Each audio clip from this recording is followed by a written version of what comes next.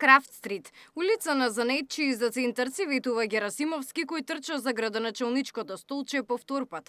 Вели дека оваа улица ќе биде простор за промоција и развој на бизнис идеи. Во центар за прв пат воспоставуваме Крафт Стрит улица на занетчи.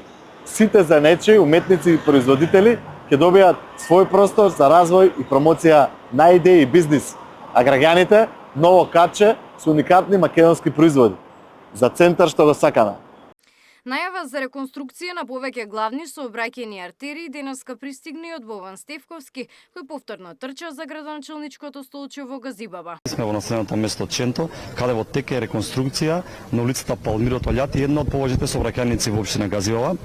Проектот опфаќа реконструкција комплетна на главната улица и на сите нејзини краци во вкупна должина од 2,5 километри.